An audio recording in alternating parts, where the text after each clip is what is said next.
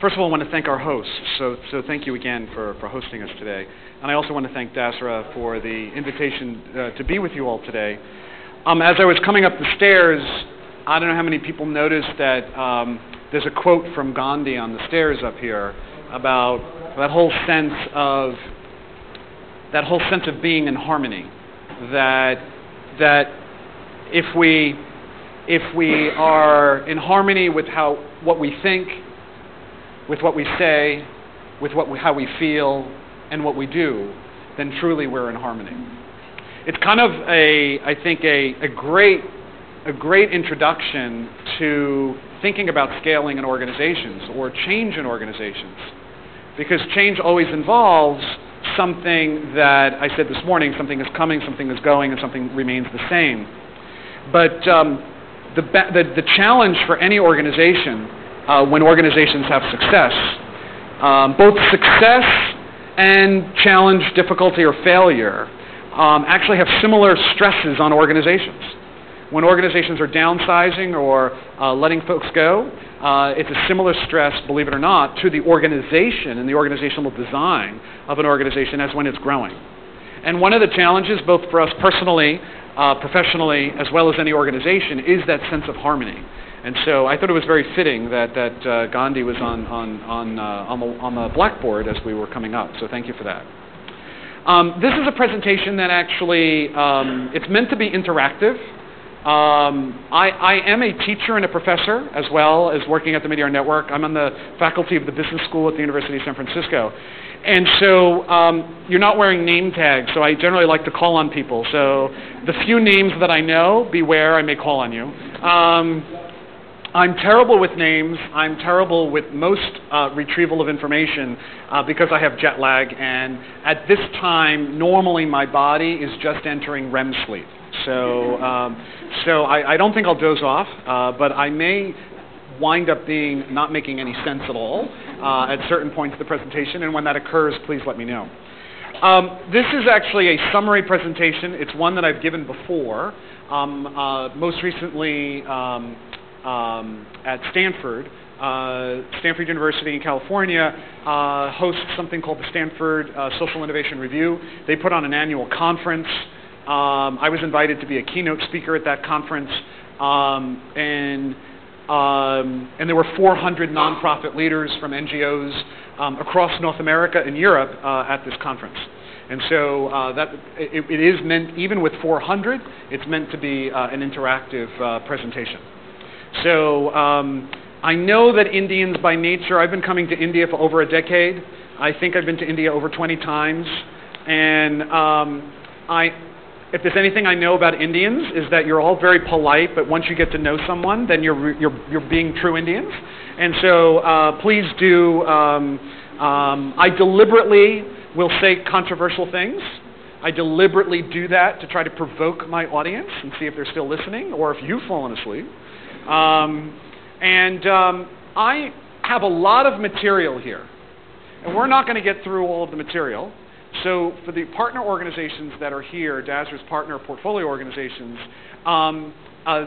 they have the materials and they'll send it to you. Don't worry about taking notes or any of that sort of stuff. Really just kind of follow and pay attention, ask questions. And we'll actually cover as much of the material as we can. This young gentleman here will actually tell me when I need to stop, right? So whenever that time is, just let me know a few minutes beforehand so I can wrap things up or finish the topic, whatever we're talking about. And what I really hope to cover is really talk about my model. So I'm going to present what I call the Meteor Network Human Capital Model. And it's something that I've been working on for most of my career, particularly the last 20 years. And it's an amalgamation of what I think are key issues and principles or it's an amalgamation of what I think are the key principles in human capital development for any organization. The summary that I have is this: thinking about talent, getting the right person in the right job at the right time with the right behaviors. And these rights are really important because getting the right person at a startup is very different than the right person at a more mature organization. The other thing I should mention about this presentation is that I've also given this presentation to the program I work in at the University of San Francisco is for-profit entrepreneurs. And so this presentation has also been given to on the for-profit side. And I think that's important to say that in my worldview, the discipline of excellence in organizational design and development are the same principles that should be applied both to for-profit organizations as well as non-profit organizations. And I don't make a distinction between the two when it comes to organizational excellence. And again, even in of itself, that's a controversial statement, right? I don't make a distinction between for-profits and not-profits when it comes to organizational excellence. It's the same principles that I apply. It's the same consulting that I do, whether I'm a global mentor for Endeavor. I don't know if you guys are familiar with Endeavor. Endeavor is the non-profit organization that supports the for-profit ecosystem in the developing world. And I'm one of their global mentors, and so I work with entrepreneurs all over the world. Last week I was working with these entrepreneurs, I have to say for the first time, in Greece. And it was really fun to work with these entrepreneurs in Greece, because in Greece, as most of you know, Greece is in the newspaper all the time. Most people think Greece is a basket case. And I was really intrigued to be working with these Greek entrepreneurs. They're tech entrepreneurs, and they've created an incredibly successful internet startup. They're now in 27 cities. With a team of about 15 in Athens. And I don't know if they're in Mumbai. It's called Daily Secret. Is the Daily Secret here in Mumbai? Does anyone know? Young people might know.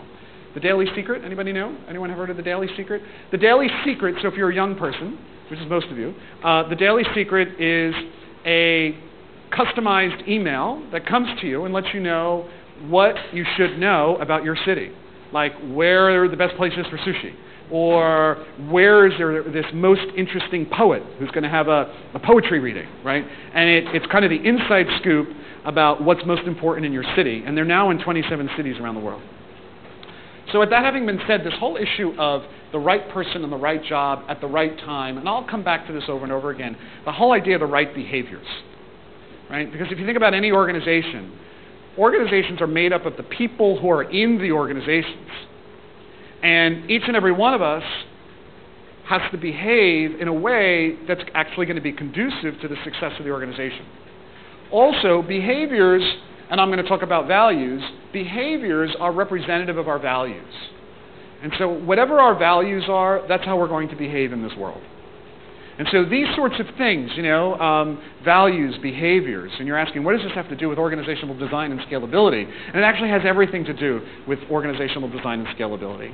Because we are our values, and our values induce our behaviors, and our behaviors are what affect the world. And so very, very, very important. And my clicker could go to the next one. Thank you for being my clicker, so thank you, I appreciate that. I'm just going to give you a brief sense of who I am or the organization I represent. I feel incredibly privileged to be a part of the Omidyar Network. I'm just finishing up my 4th year at the Omidyar Network. I joined at the end of 2008.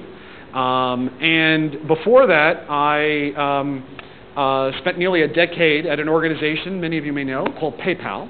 I was the 24th employee at PayPal. And when I left PayPal 9 years later, we had 8,200 people in 19 countries.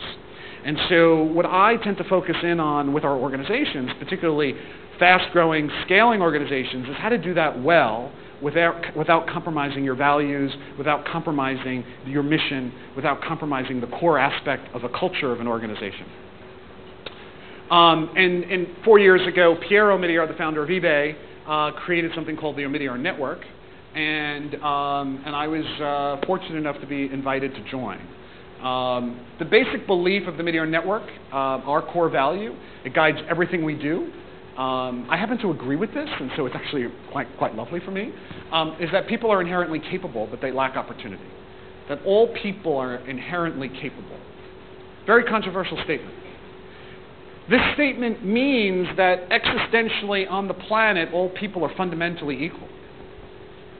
And so, this statement actually challenges the world political order. I'm not going to talk about that, but it does, because it implies that every single person is capable, existentially equal, and what they lack is that opportunity, right? They lack the opportunities to empower themselves to make the choices that many other people get to make in the world. Our mission is to create those opportunities for individuals to improve their lives, their family, their community, and their society. If you think about the portfolio organizations in this room, right, creating these opportunities for women to allow themselves to make the choices that they would like to make, as opposed to being placed into situations and choices being imposed on them. There is nothing more philosophically aligned that I could say today than is the mission of the organization of our host today, right? It's clear philosophical alignment in terms of that empowerment of women. So thank you for that work. At the end of the day, we try to have impact at scale. Many of the folks who work at the Meteor Network have technology backgrounds. One of the benefits of technology is technology allows you to get to many people, and so it's one of the reasons why we like technology. Okay. We try to have sectoral level change, and we believe that both the financial capital, I'm part of the human capital team, we have intellectual capital teams, policy and communications teams.